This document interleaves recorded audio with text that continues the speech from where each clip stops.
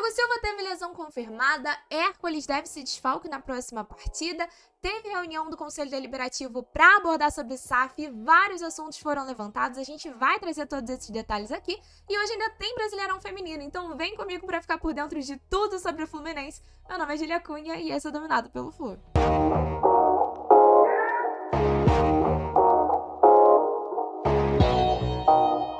Apesar do assunto da SAF ter sido o último assunto da noite de ontem, afinal a reunião acabou durando até a meia-noite, a gente vai começar o nosso vídeo falando sobre a situação física de Thiago Silva e Hércules, porque são as preocupações mais urgentes do momento, pensando na partida até dessa quarta-feira, e depois a gente aborda o tema envolvendo ali a reunião da SAF e tudo mais, até porque é um assunto mais longo, um assunto mais denso, e que, apesar de eu achar que precisa da preocupação de todo mundo, eu sei que a situação dos jogadores preocupa mais nesse momento. Mas então, antes disso, eu preciso pedir pra você deixar o seu like e se inscrever aqui no canal, se você é tricolor e curte, tá sempre bem informado sobre o Fluminense.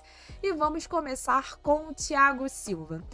O Thiago Silva a gente já sabia, através do próprio Renato Gaúcho, que ele havia sentido a coxa na última partida contra o Santos, e aí obviamente bateu uma preocupação com relação à saúde do atleta, torcendo ali para que não fosse nada, mas a informação que o Fluminense trouxe ontem é que após os exames ficou constatado de que de fato o Thiago Silva tem uma lesão na coxa direita, e a previsão que o clube mesmo deu é de que ele retorne aos treinos em 4 semanas. Então a gente já imagina por aí que o Thiago Silva vai ficar pelo menos um mês fora dos gramados, porque a gente tem que pensar, retorno aos treinos, você ainda tem você começa treinando à parte, depois você treina com um grupo, passa por todo aquele processo de transição.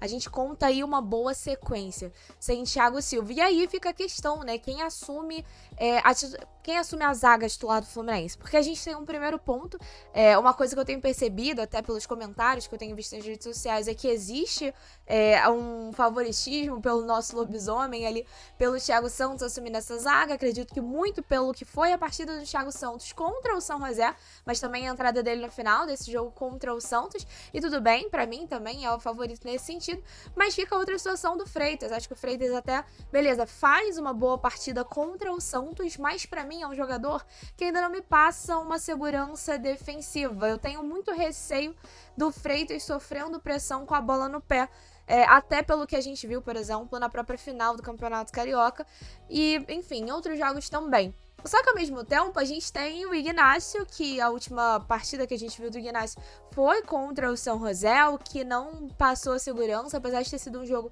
bem tranquilo. O Thiago Santos deu muito mais conta ali das situações que poderiam gerar algum problema na nossa defesa.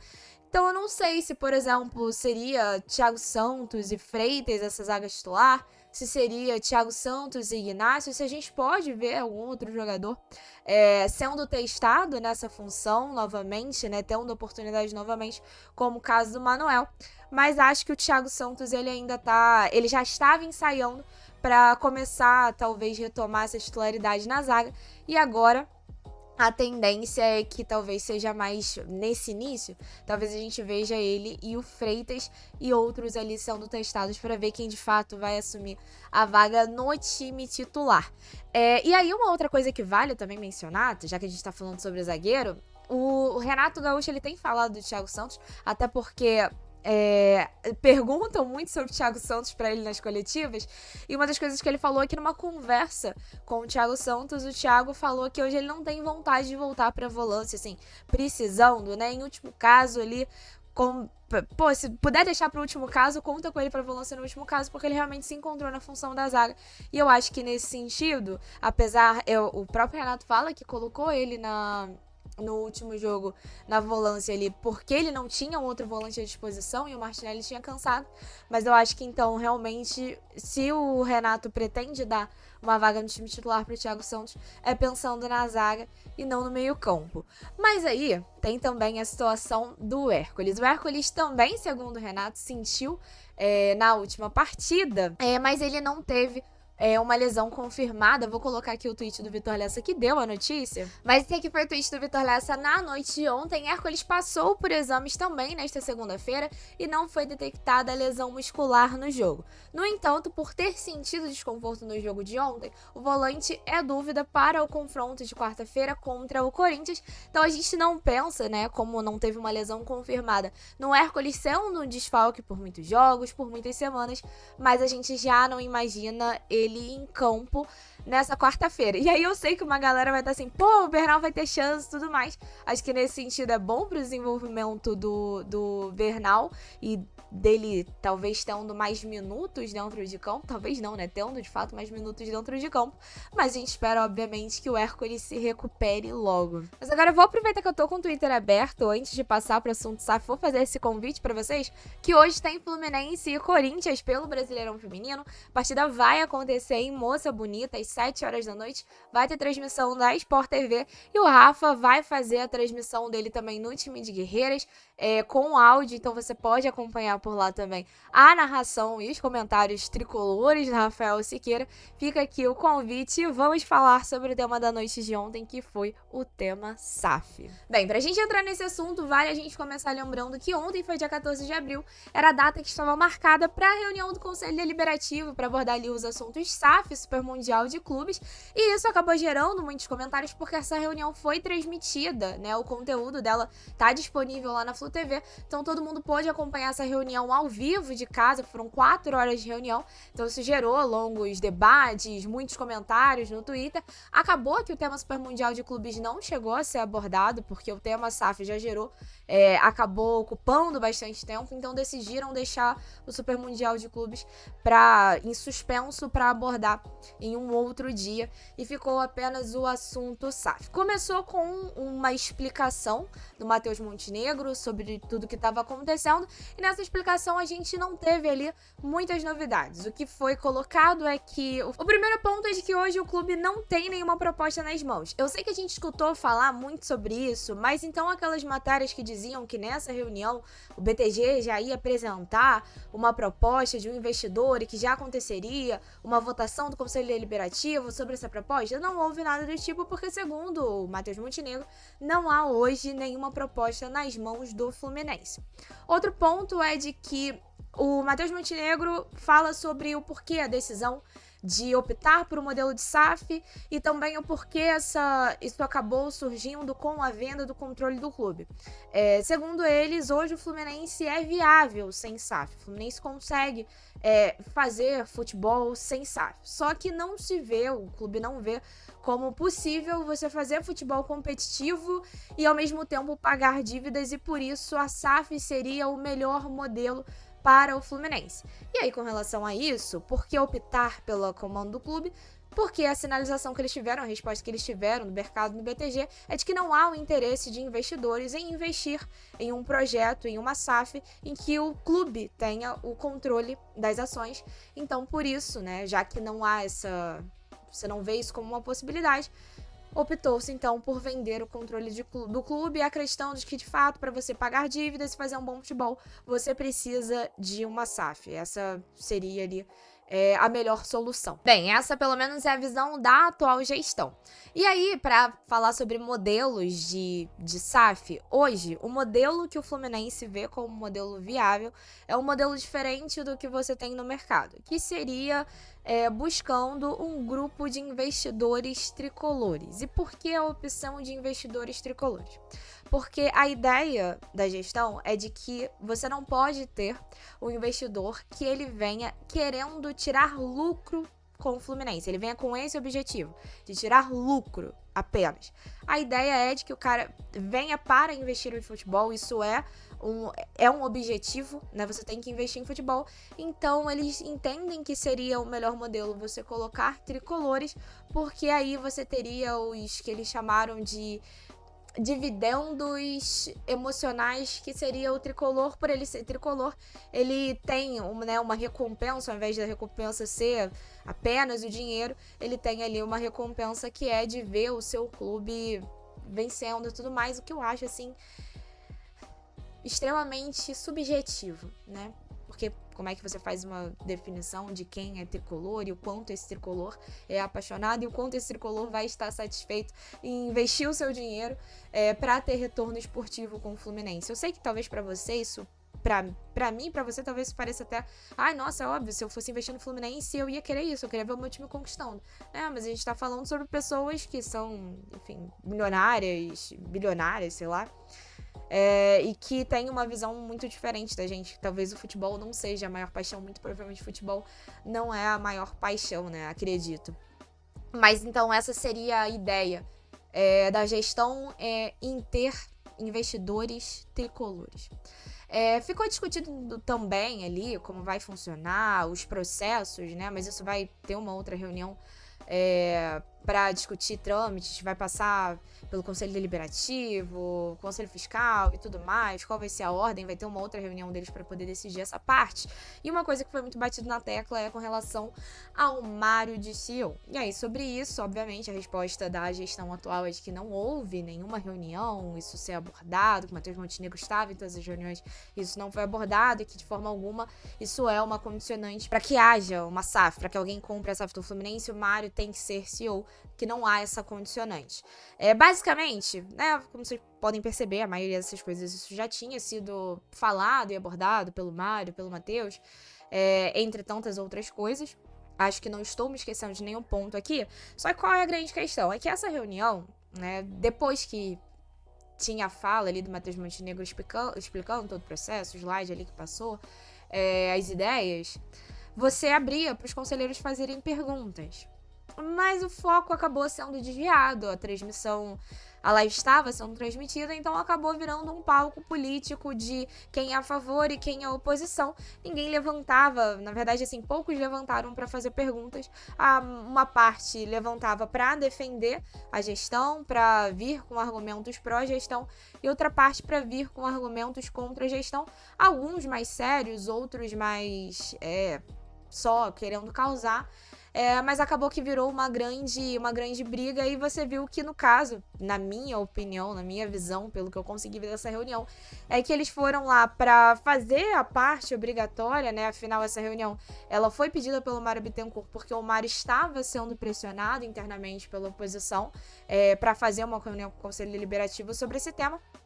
E aí, no caso, para mim, né, fica claro ali que o objetivo era, já que eu tenho que falar sobre o tema, a gente vai falar tudo aquilo que a gente tem para apresentar, sem levantar valores, sem trazer nada, acho que muito profundo sobre o assunto, e se defender da oposição.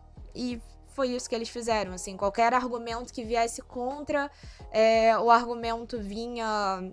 O que a gestão falava era de que estavam falando isso porque não eram pró-gestão, porque queria que a SAF fosse feita pelo candidato que o conselheiro apoiava e tudo mais futuramente, não pela gestão atual.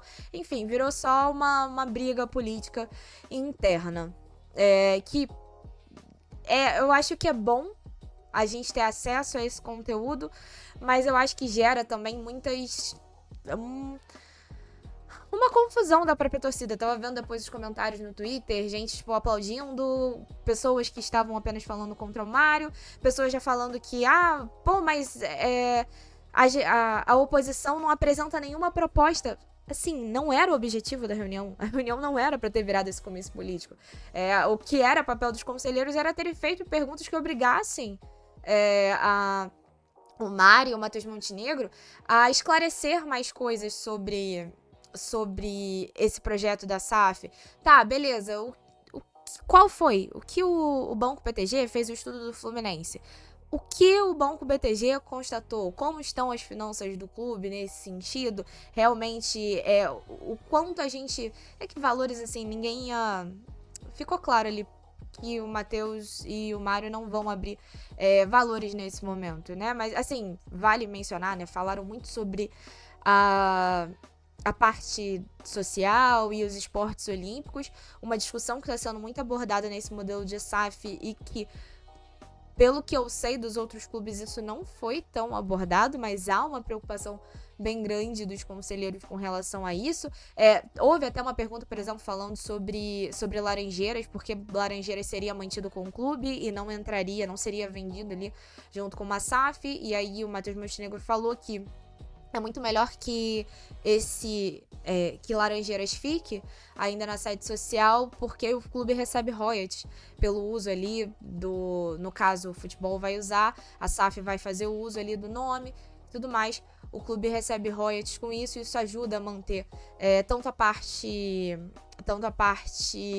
dos esportes olímpicos, como ali a parte do social. Mas assim, pra mim, eu posso ser sincera, se eu já tinha um medo de SAF antes dessa reunião, eu saio dessa reunião com mais medo ainda, né? Eu acho que alguns argumentos são interessantes por parte de alguns conselheiros, e você vê o que a gente não tem.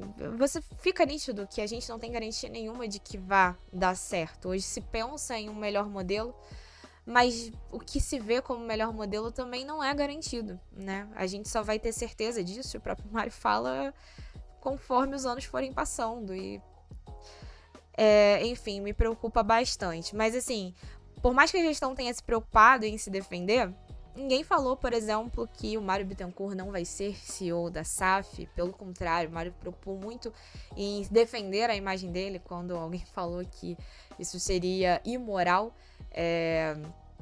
E, bom, era alguém da oposição, obviamente. Isso gerou toda uma discussão mais acalorada sobre o assunto.